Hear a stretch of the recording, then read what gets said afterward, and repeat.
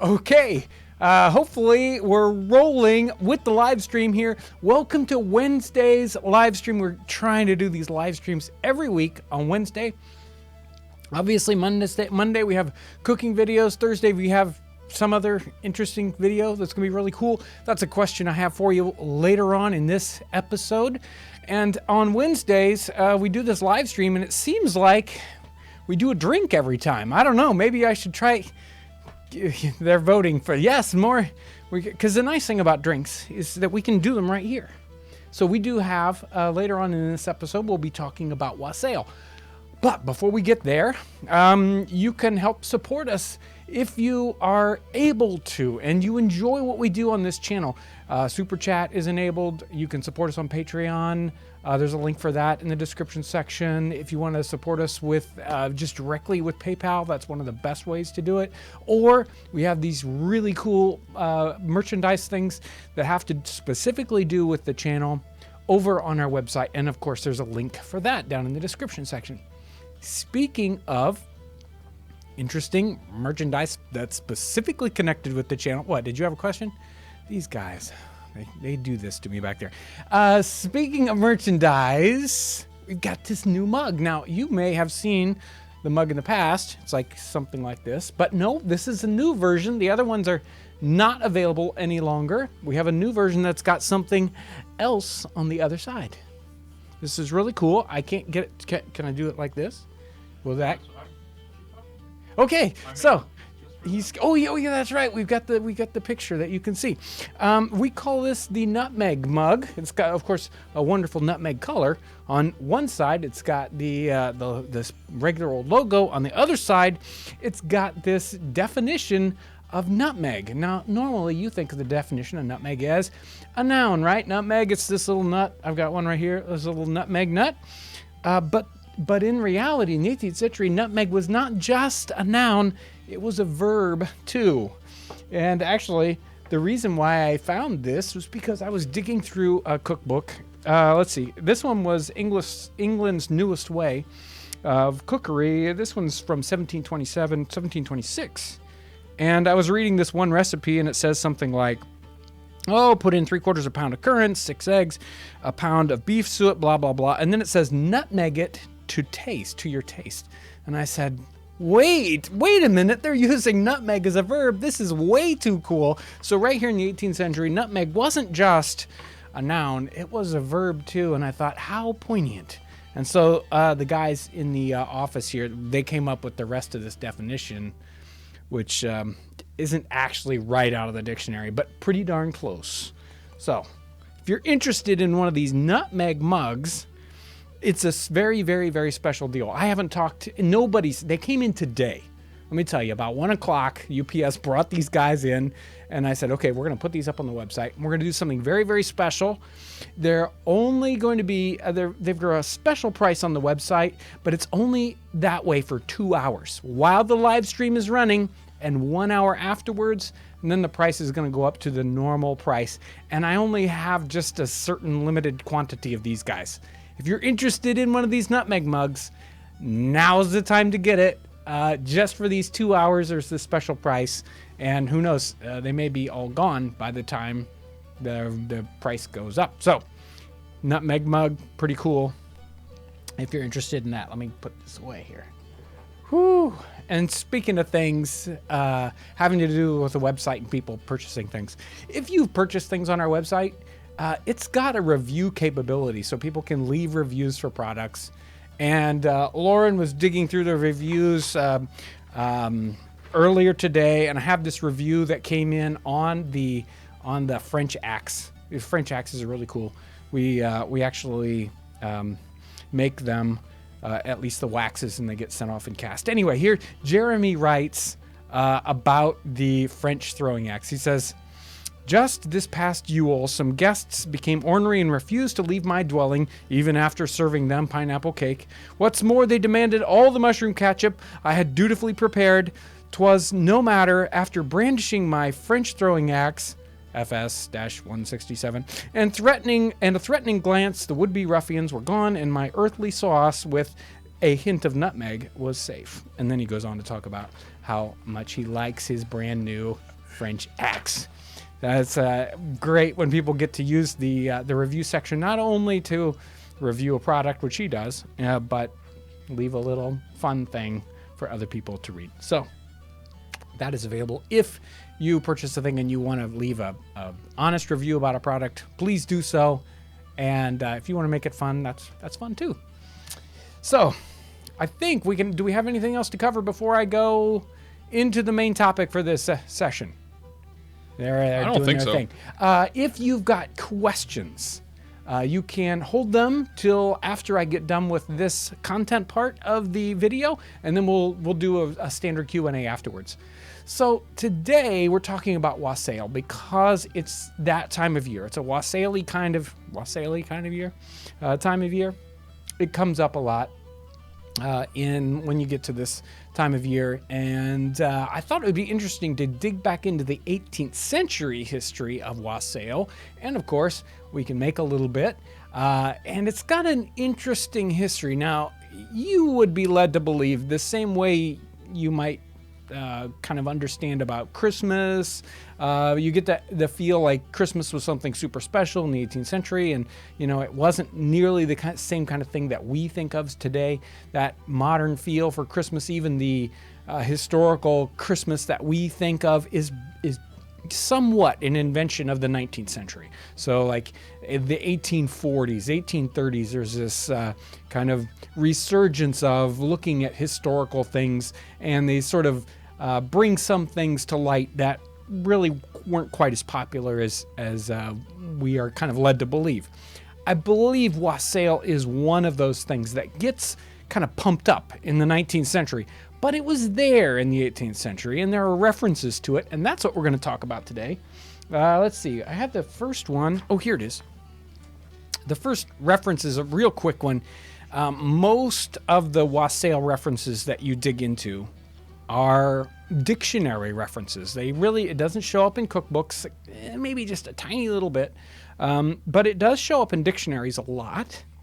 And this is a little dictionary. It's called a New Spelling Dictionary, mostly because everyone spelled their own way in the 18th century. This one was printed in 1783. And you'll find a lot of these. If you're looking online, you can find a lot of sort of free PDF versions of 18th century dictionaries. This is one that I actually happen to have an actual real copy of. Let's see. Wassail. And it says here, these don't have this is a spelling dictionary, so it doesn't have a giant description here. But it says Wassail, a drink made from apples, sugar, and ale.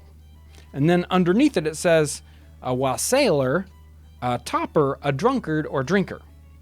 So that's the short definition of Wassail in that little dictionary. And I've got some other references. And this one says something like Wassail. Wassails are New Year's wishes, said or sung by some of the poorer folk in the country to get money out of the pockets of their betters. And this talks about it being an ancient custom. Let's see. This one says Wassail. I don't know what that says there. Something about going about at Christmas or Twelfth Night with a bowl and singing Christmas carols, begging good cheer or money. Let's see, Wassail, a liquor made from apples, sugar, ale, anciently used by English goodfellows, or possibly a drunken bout.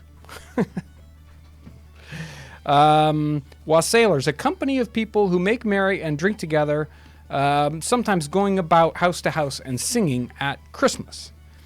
This one says, Wassail, a drink made from roasted apples, sugar, and ale. And this one's interesting because I'll get to that one afterwards, okay? The best description of Wassail that I could find within a fairly short period of time was a description in the Gentleman's Magazine of 1784. And this has a couple of different references from like reminiscences. Obviously, wassail wasn't something that popped into everyone's mind, that it did need explaining here in England in 1784. It wasn't something that everyone knew about, or at least understood completely. This one says, a Nottinghamshire correspondent tells us that when he was a schoolboy, the practice of Christmas Eve was to roast apples on a string till they dropped into a large bowl of spiced ale, which was the whole composition of lamb's wool. Now, obviously, there's another definition, and I'll get to that in some of these later pieces, but the drink inside this wassail bowl, well, sometimes it was called wassail, also had another term, which was lamb's wool. And let's see. So that was one person talking about their childhood in 1784. Another person writes, and he basically puts this person, he's like, no, he's all wrong, or not. He's somewhat wrong. This one mentions Christmas Eve. This other person says, in a part of Yorkshire, where I was born and spent my youth, I remember when I was a boy that it was customary for many families on the 12th eve of Christmas, not on Christmas Eve, but 12th night, basically, to invite their relations and friends and neighbors to their houses to play cards and to partake in supper of minced pies that were indispensable, that were part of the meal. And after supper was brought in the wassail cup or the wassail bowl, being a large bowl, such as now used for punch, so we covered punch last week, filled with sweetened ale and roasted apples. And then he says, I have seen bowls used for this that were over a gallon in size. So they were big bowls. Later on in this little piece, he says, the ingredients put into the bowl, ale, sugar, nutmeg, and roasted apples, usually called lamb's wool. So there's that one. When you dig up lamb's wool, yeah, something broken. I keep talking. It's sleepy. Oh, I get it. I'm getting notes by lamb's wool. Anyway, lamb's wool is a composition of ale, sugar, and nutmeg. Now's time to make some. These guys are in trouble back there. I've got in the bowl here, I've got some roasted apples. These I didn't make on a string. I just roasted these in the oven. I've got some sugar here, and we're going to sugar this. I have no idea how much sugar to put in there. So there's 2 tablespoons of sugar. How's it going back there?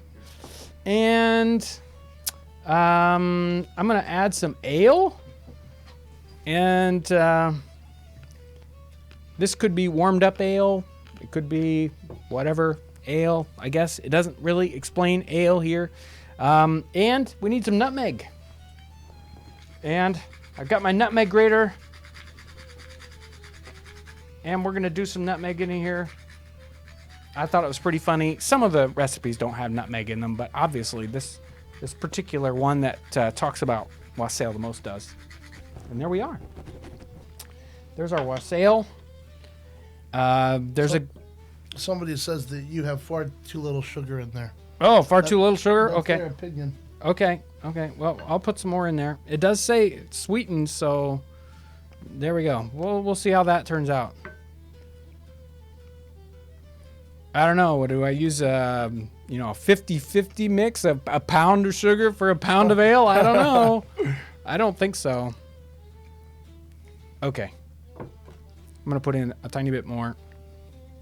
I should probably taste this and find out what I think of it. I'm going to use I had a spoon here someplace. My spoon's way over there. Oh, I'll get it. Thank you, Aaron. There we go. Spoon. I'm going to transfer. Now, it seemed to imply that we have the apple in there, and then we basically have some of the liquid, and wassail even shows up. Some of the earliest references that you see that are referenced in the 18th century are Shakespeare plays, where you get, obviously wassail shows up in a couple of different Shakespeare plays, not specifically called wassail, but that, Real quick. yeah. Can you hold that like right center under that webcam right center. Yeah, This yeah. this guy. So there you go. There's our roasted apple, and yeah, right. I think they're about maybe just a little bit more. And I will go ahead and. Hey, they want to know if it's served warm. It doesn't say specifically. I mean, obviously, I don't think they cared much about whether or not their ale was cold. So it was. I would say it's likely that it was warm, but it doesn't say it specifically in any of the references that I found in the 18th century. Now, you may find, other historical references to this at different times where it's made differently. And let me get this one out of here. Now, obviously, because I'm serving it to other people, I'm going to put it in small bowls. It seemed to imply that this was a community thing, and you would pass around the bowl, and a person would have one of the apples, and then they would drink out of the bowl, right? Okay, so here you go, guys. Oops, sorry about that. Well, some of it. Have you tried it yet? I've just tasted a little bit of it, and Have here you we go. seen different fruits mentioned, or just apples? Just apples. At least in the 18th century references. And this is it. I mean, it's really simple. It's sweetened ale and All right, you ready, Ryan? Oh yeah. apple Let's do this. and nutmeg. Could probably use more nutmeg. Somebody was saying it still needed more sugar, but we'll see. I like it. Well, Oh yeah.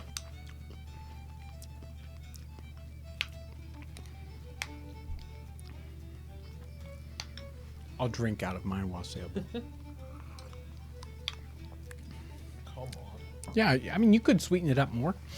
And there's implications where it says spiced that you might have some other spices in there.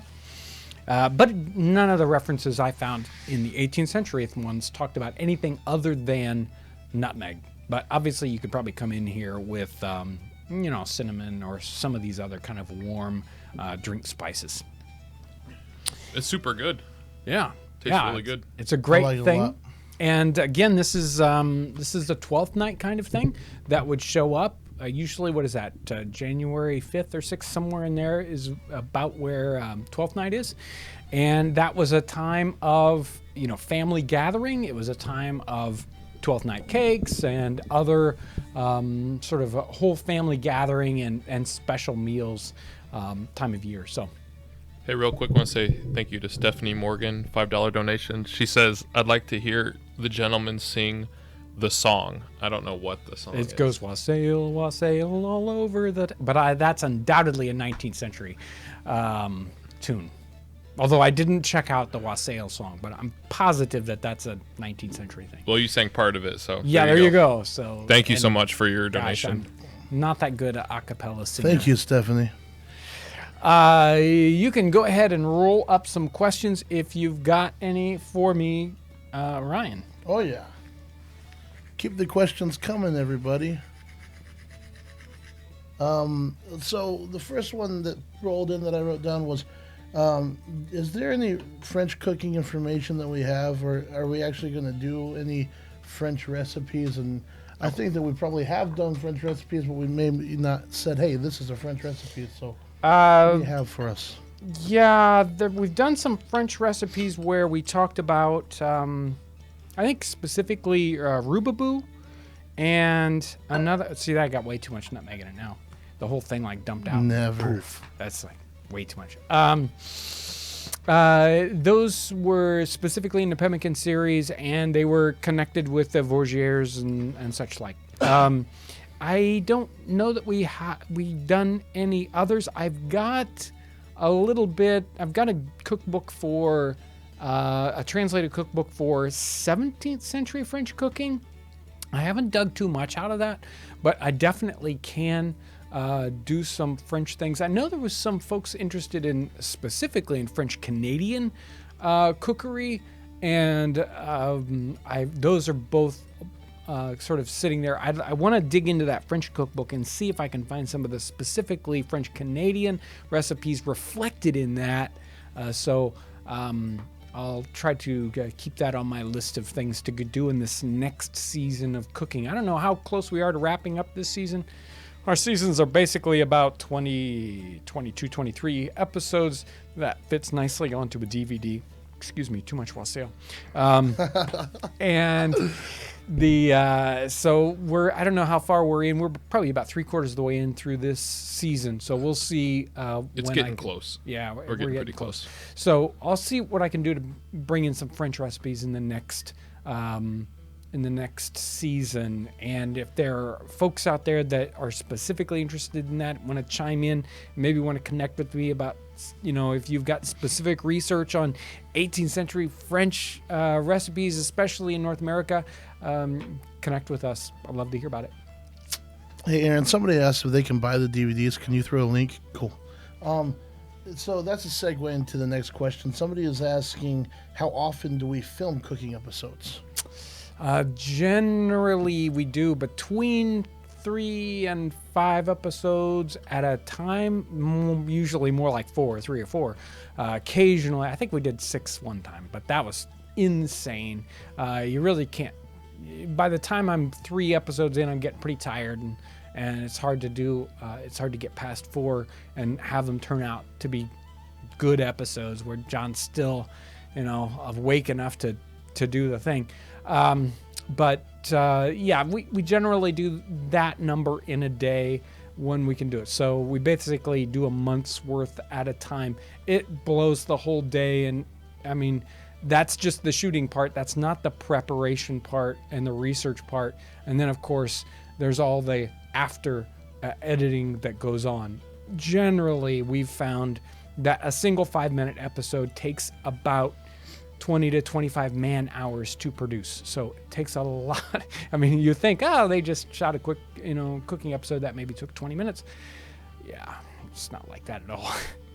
Yeah, I just want to say real quick, Samantha Zimmerman, $2 donation. Thank you. Thank you, Samantha. Said she wants to thank us for introducing her to nutmeg. Nutmeg is pretty good stuff. The gospel of nutmeg that John is spreading. Is there one culture that had the biggest influence in American cooking?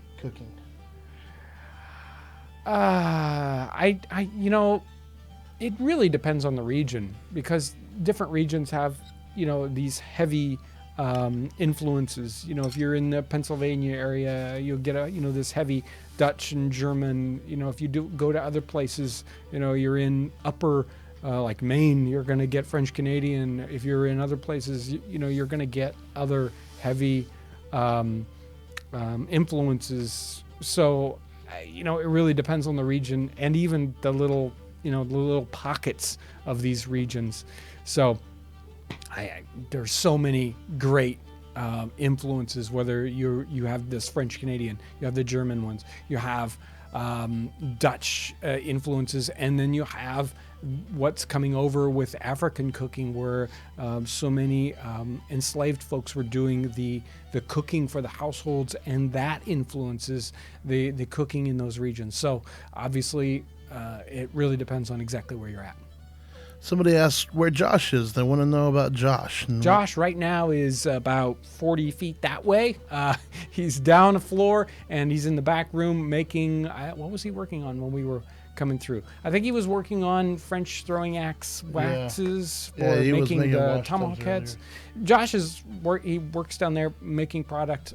That's what he does all day long, whether it's wash tubs or he makes the button hooks. He works on buttons. He makes a lot of fun stuff here at Townsends. Finish up work, and sometimes start to finish on a particular product. Oh wait, I read that one. Are the bowls that you're using right now period correct? They're close to period correct. Porcelain bowls were a common trade item coming over from the Orient in the 18th century, and then later on they learned how to produce porcelain in France and in England in the 18th century, and pottery like this, or porcelain like this, was very, very popular in the time period. It was It was, highly sought after. And I think the history of it goes all the way back into something like the 16th century, when it starts to get introduced in a very small quantity, and they try to reproduce something similar to that in Europe, but they can't do it of that same kind of quality for a good 100, 200 years until they were able to produce some of the same kinds of quality of pottery products. So yeah, bowls like this, maybe the decoration would be slightly different, but very similar. Hey, thank you to CG Travers, $20 donation. Wow. Says, we love the channel. It was our internet find of 2016. Great. Thank you, Travers. CG Travers. CG. Yes. Thank you. Thank you so much. Yeah, CG Travers. So here's a good Christmas or wintertime question. How on earth did folks keep warm in weather like we're having right now with negative degrees and all of that craziness? Well, if you watched last Thursday's episode, we talked about soldiers in winter, and even the Thursday episode, I think before that, talking about cold weather, they put up with it. They dealt with it, and they were really cold, and things froze, and people died from super cold weather. But they stayed in. I think they did a lot more kind of hibernating than we do. Just kind of staying in, because there was not as much for them to go out and do. Well, what were we talking about like a week ago, where they would kind of transform their barn into a different type of workplace during the winter? The weaving? Was it weaving? Yeah, I mean, you'd find farmers that would have particular kinds of work that they would do in the wintertime. They would bring in, woodworking projects like making shingles or other things that you can do sort of in and out of the weather. And weaving was a thing that you would do, during the growing season. You would do all these things outside, but when it got wintertime, well, it was time to bring all those chores and do those things that you didn't have time to do during the growing season. You would do during the winter in the house. So weaving is one of those things where you would put together the loom that you had broken down and put away all summer long. You'd bring it out and put it together, and that's what you would be doing in the wintertime. So there were a lot of kind of projects that you would transfer into this particular season. Hey, Cynthia Caldwell, we're located in Pierceton, Indiana. It's northeast Indiana, not too far from Fort Wayne. Yeah. Here's a question on chicken soup, and does that fit into the 18th century? Is it very common? Oh yeah. If we went digging in this cookbook, probably has a giant chapter on soups, and poultry soups are going to show up in there, just like all your standard soups. I mean, we did the Rivals. So many people talked about it generally. They knew it as a chicken soup kind of a thing. This particular recipe that was mentioned was a beef soup, but you're going to see that very, very typically in all the cookbooks. It's just, soups can be a little boring, or a little, let's say, quick to produce for a video. Actually, I've been starting to do the videos. You may not have noticed it, but I'm going to start doing them sort of in groups of 4, where it's like a meat dish, a soup, a side dish, and then a dessert. And I'll probably start to do that more as a cycle. So you'll see that a soup come up like once a month, and then a dessert come up once a month. In the past, it's just been, crazy. We just kind of pick out whatever we want. I'm going to try to get that a little more regular, so that each month is a meal all in itself. Although they didn't maybe necessarily do that, especially in poorer households. They might eat the same thing over and over again. But hey, real quick, I don't know if I can say this name right. Vortagh, Vortagh. Okay. Anyway, they said they sent a donation straight through PayPal. Thank you. And they didn't know you could do it through the chat, but doesn't matter. However you can do it. Yeah, it's everybody's kind of got their computer set up differently. If you've got a PayPal account and you can just do it like that, it might be much easier for you. And frankly, we get a little bit more out of it because PayPal or YouTube takes a good bite out of a super chat, but nonetheless. So here's a subject that we don't talk about very often. Kayla May asks, has Townsends provided any props for Outlander? Outlander, Yes, we have. Yes. I probably know a little bit more about that. There you go.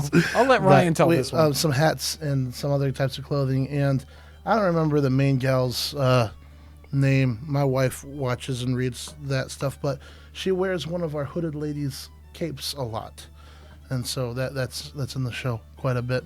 But what else can we talk about as far as props in movies?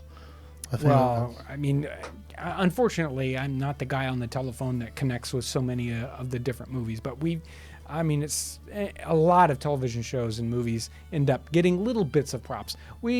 Or costumes or whatever, set dressing. There's all these different parts of a movie or a television show that are interested in things. Set dressing, stuff that nobody ever touches, but it ends up in the shot. Props when people are actually handling it or wearing it. We generally work with a lot of different television shows and movies, but not in a real big way. So, they may just order a couple little things. But it's really interesting because you get to find out about these movies kind of in the making because, it's always a year, 2 years before the movie comes out that we start to hear about the rumblings of, the movie being made. So somebody asked about Last of the Mohicans. Yes, we did work with that quite a bit. And I think as far as our stuff in the foreground, Turn on Netflix is probably the best example of that. They use a lot of our stuff. Yeah, and the National Treasure movies. Turn, the Patriot, obviously, back in the day. The Revenant used quite a bit. Yeah. I'm pretty sure that if you've seen The Revenant, the canteen that goes throughout the movie, I'm pretty sure that was one of ours that the kid carves on. There's a lot of our bottles. The green bottles are in that movie a lot. And Quentin Tarantino movies. It's kind of funny, but they seem to like our copper stuff. And this is one funny story, if I may. But when they were making, was it called Hateful Eight, Aaron? Is that the name of that movie? Yeah, Hateful Eight. They got 10 packages of imitation hog's bladder, and I have no idea why, but it was really, really funny. Anyway, how long have you been reenacting, and what sort of advice can you give this fellow that is considering it, John? I've been sort of interacting with this in a small way or in a big way since my father started the business in 1973. So since I was 7 or 8 years old, I've been playing in this world or known about it or whatever. Really, there are so many people that would love for you to be involved in it and want to help you out. And basically, it's find some group that's around you that's doing this, so you don't have to go a long way out of your way. But find somebody local that is doing what you were interested in doing. And sometimes it really doesn't matter. You can be interested in whatever they're doing. There are Revolutionary War groups, French and Indian War groups. There are 1812. There are people that don't do military at all, that are civilian. Historic sites that are in your area are usually a really good resource if you want to get involved. Sometimes they have sort of reenactment groups that are connected with the site. Maybe not directly connected, but use the site a lot. So in any area, generally, you can find somebody doing some historical reenactment. Connect with them. They usually would love to help you out and get started. Many times they've got a closet full of equipment that you can borrow, and you can get involved without spending any money and get to see if it's the kind of thing you want to do. It's generally one of those just get out there and do it kind of things. So check out historic sites, look for local groups. That's the first place to start. So Rob is really wondering if we're going to come to St. Augustine, Florida. And I don't know what event is big there, but I've heard that from a few people. Yeah, there's the Night Watch in December. I don't know what it's like. Rob in all caps several times really wants us to come there. It's a long way to Florida, and it's hard for us to get that far away without taking a lot of time out of what we do. it's hard for me to get a long way away from this thing that's happening, because what we do isn't just videos. There are people here that unfortunately need me to fix their stuff like every day. Like today, earlier, it was really cold and they turned on one too many heaters and they blew a fuse someplace or a breaker someplace in the building, and until I came back, they didn't know where that breaker was. I end up doing a lot of the fixing, and so whenever I leave, you just never know what's going to break, and people won't know what to do. Anyway, I would love to come down to Florida, and I would love to go out to. I mean, I missed the Tea Party ship thing, the Boston Tea Party event, which always looks like so much fun here in December. So many great events I wish I can go to, and I'm going to do my best this next year to go out to more places. We made it halfway-ish to St. Augustine, Florida, when we went down to Fort Loudon. Halfway-ish. Yeah, halfway. There you go. I don't even think it's halfway. We made it closer than where we are now. There you go.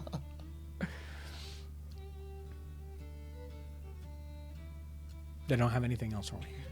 I'm not seeing a ton of questions right now. A lot of people are talking, but I don't see any question marks. When we interrupted you, 'cause Yeah, you were taking too long with the reading this. Was there something else you wanted to read before we interrupted you, or do you think you had wrapped it up pretty much? I got through all of Wassail. I think it's a real interesting topic, and it's one that there's always like the rabbit trails of why it was lamb's wool. Why would they call it that? What was the connection there? And it was hard to find. I thought it was interesting that it was hard to find recipes for Wassail. The only one that I could find in a recipe book was, I think, John Knott's recipe book from 1724, and that wasn't Wassail. It looks like eggnog. So I'll have to dig into that one. Hey, stop laughing back there. I'm sorry. I thought you said Don Knotts and it really threw me. Not Don Knotts, John Knott. He had this great cookbook dictionary. 1726, I think. Are there any traditional New Year's foods from the 18th century? Did they celebrate the New Year in the way that we do now? You're going to see it connected with Twelfth Night. You don't really see. I mean, I think if you dug through all this paper I threw on the ground, more Wassail coming up. Excuse me. You'll find some references. I mean, the whole holiday season kind of balls into one, and it does go into that kind of 12 days of Christmas thing, at least in the English texts here. And New Year's kind of rolls right into that same thing. So, here's one. Do we have plans for Genesee Country Village again? I don't know. Genesee Country Village, wonderful place in right around the Rochester, New York area, and a wonderful set of folks there, Pat Mead and Brian, who is the head interpreter there. Such a wonderful site, and hopefully we'll be able to work with them in the past. We went this summer. We did the Alfam conference there, and we made a 24-hour earthen oven, made it one day, baked in it the next day, and they're always great folks to work with. Hey, real quick. Yeah. It's just in case Ryan didn't see that. Marcia Burwell wants to know how the ginger beer is this week. That would be kind of interesting. I think I drank it all. How about that? No. I need to make another batch and because I enjoy that. Although I think my next batch is going to have a little nutmeg in it. Anyway. I thought that one did. No, I don't think so. Here's Alan's wondering. Okay, what is the next event that we will be at? I think that's Kalamazoo, right? Yeah. Sometimes we just get a wild hair and we go someplace without a whole lot of warning. In fact, we'll do that to a place. It's like, boy, this thing is happening like next week. Let's call them up and see if they'll let us come. So sometimes we do that. But the next planned event is Kalamazoo, Michigan. That's always happens right around March 15th, 16th in the year. I don't know how it falls this year. But the Kalamazoo event is a great event. Like hundreds of vendors there, and it's indoors, of course, because Michigan in March 15th, you never know. It could be 70 or, well, I wasn't going to minus 70, but it could be 0 or 70 outside, depending on what the weather decided to be. So that's a great event. That's coming up. The what? Oh, yeah. Oh, yes. If you popped in to the live stream, the Nutmeg Mug is on sale for only another hour and a half or so. This is the Nutmeg is a Verb mug. Did I read out the whole thing? Were they able to see it? You did not. Yes. They can see it, but you can read it out too. There we go. Awesome. Verb. To flavor literally anything to 100%. That's mostly Ryan.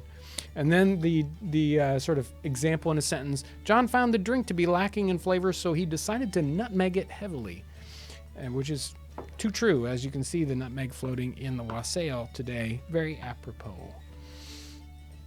Oh, hang on. I just saw this donation. Let me read this out.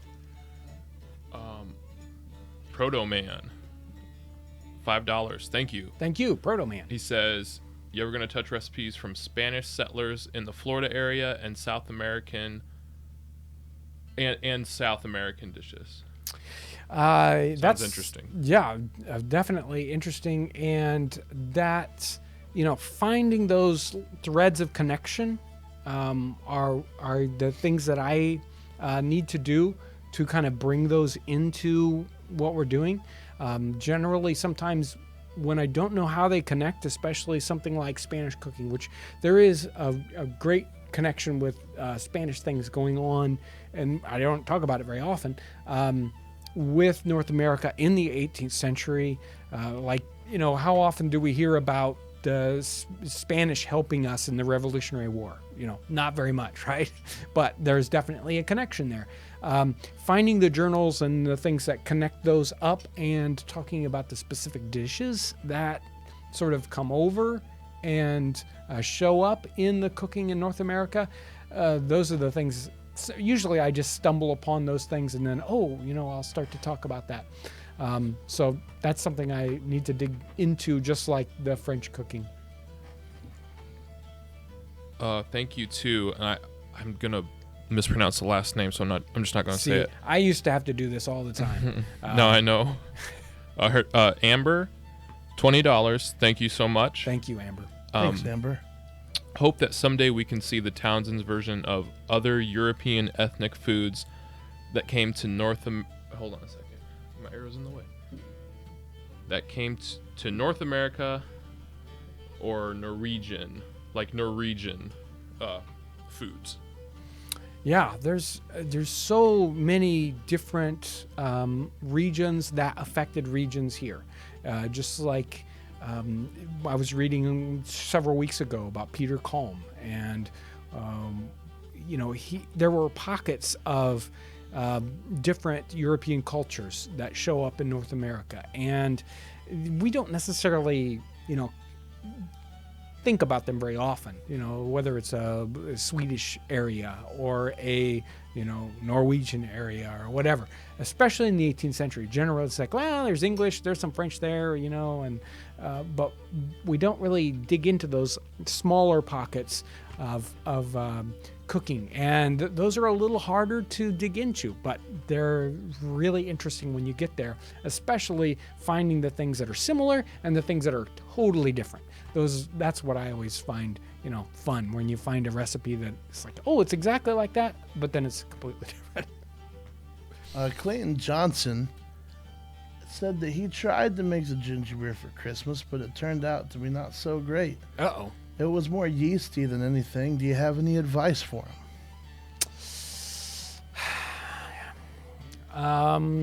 It depends on, there are other folks undoubtedly that can chime in and give you a little bit better advice. I haven't done it enough, right? So that I haven't had it. Trying to find my thoughts here. I've made it in the past, and it has definitely been too yeasty for me.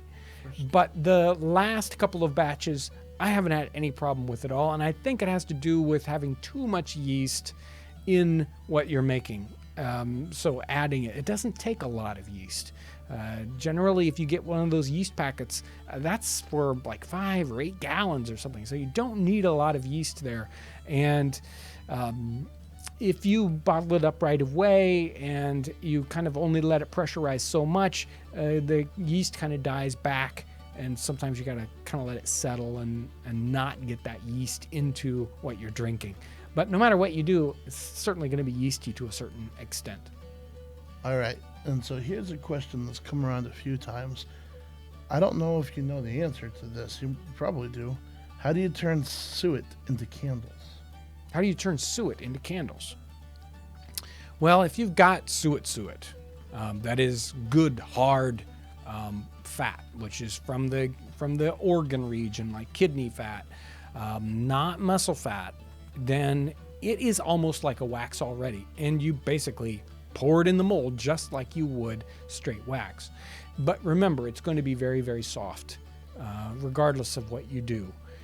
A lot of times it's much easier to cast or to make them when they're like 50-50 other kinds of wax. But they made them out of straight tallow all the time. It can be much more difficult because of its melting point and how hard it gets. Because, even a beeswax candle is going to get harder than a tallow candle when it's done. I haven't made tallow candles enough, especially in molds, to give you some really good advice. Other than to try the trick. If you watch the beeswax episode, which we've done 6 years ago or so, where we talk about casting beeswax candles in molds, there's like this trick of pushing the candle in after it's cold to break it loose from the sides of the mold, and then you can pull the candle out. But I have not tried it with suet. So that's a great suggestion. I should try to do an episode like that. Sounds like fun.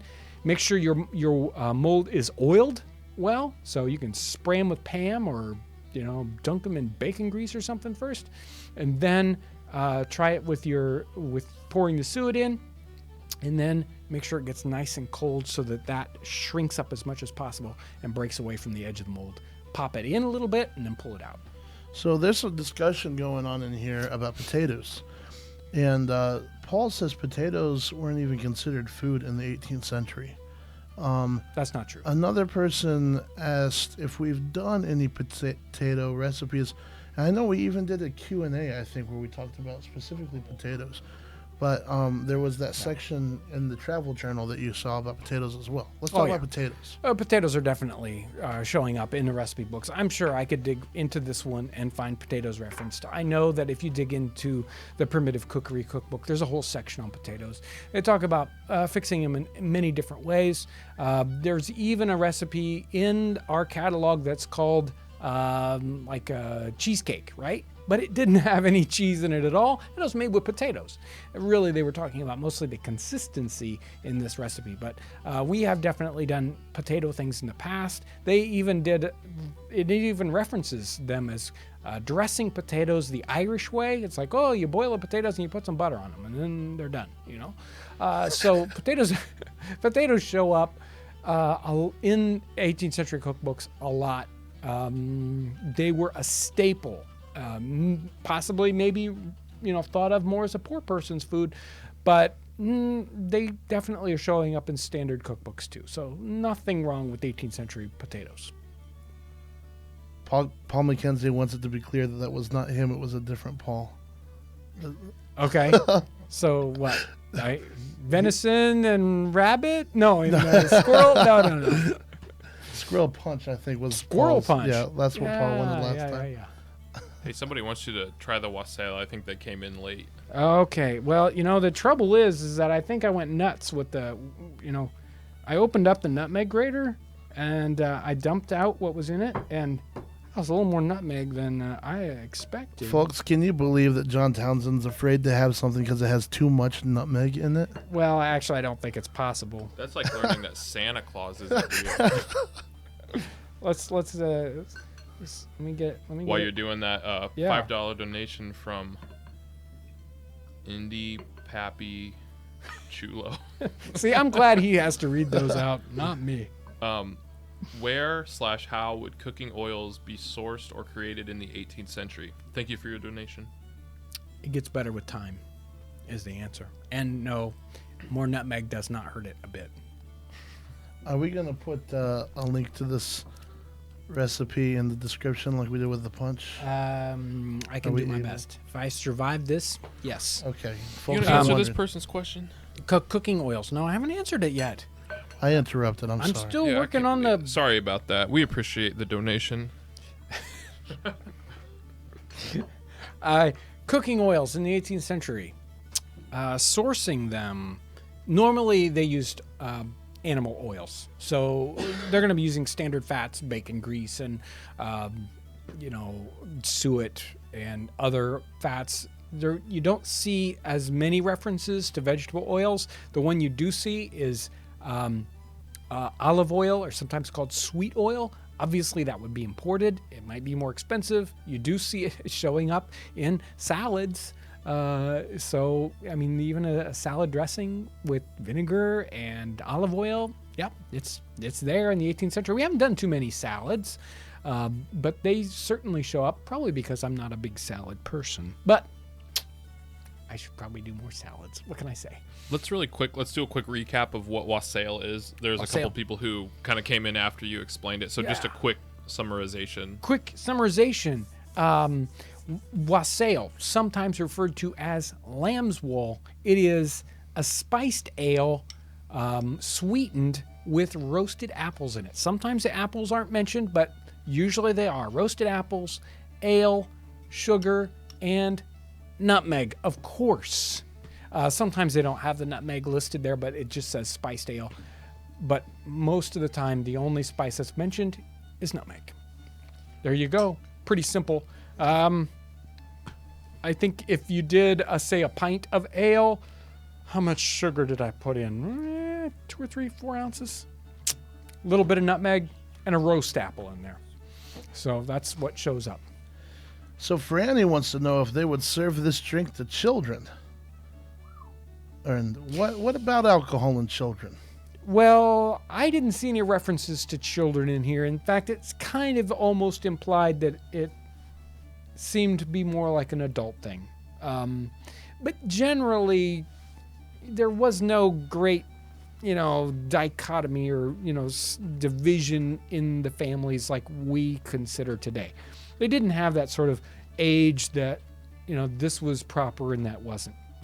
And if they did, it was probably much, much younger. And you'll even read about, say, like apprentices in the 18th century, and they had beer for lunch, right? Maybe that's the only thing they had beer for lunch. In fact, they had laws that said you can't make part of their wages beer. Children and women drank small beer, which is a lower alcohol beer for breakfast in the 18th century.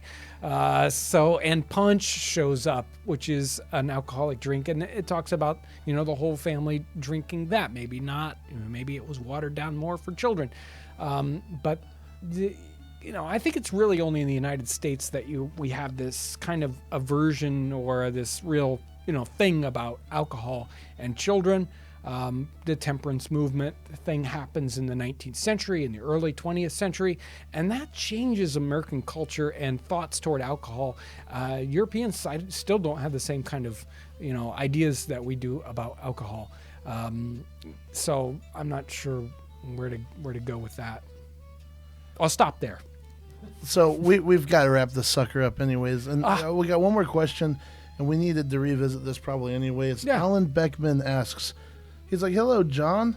What is the best way I can support you and keep making these great videos?